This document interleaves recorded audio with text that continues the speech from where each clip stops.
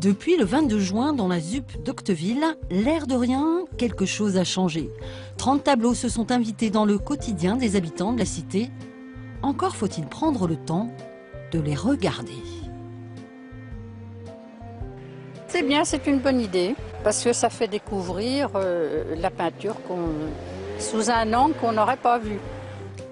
C'est le musée Thomas-Henry, en plein travaux, qui a puisé dans sa collection pour mettre ses copies de grands peintres à disposition.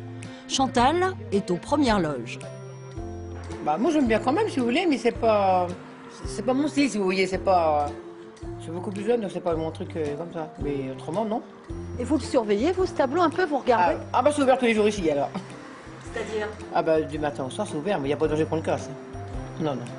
Ce tableau d'un peintre hollandais n'est peut-être pas du goût de Chantal, mais il fait partie de la sélection de 200 habitants du quartier. On a pas mal de tableaux de Jean-François Millet, peintre du Cotentin, mais aussi des tableaux religieux du XVIIe siècle, des portraits de femmes, des natures mortes. Enfin, j'ai vraiment été étonnée par la diversité des sujets et des styles qui ont été choisis par les habitants.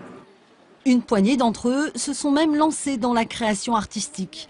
Chacun a reproduit une toile, version graphe.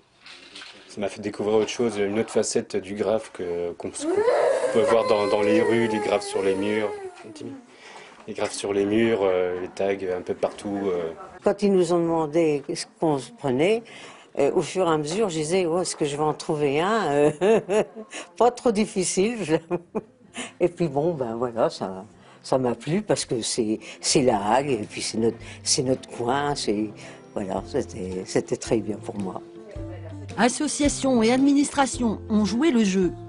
Dans ce musée à ciel ouvert du quartier des Provinces, quelques petits malins n'ont pas résisté eux aussi à laisser leurs traces.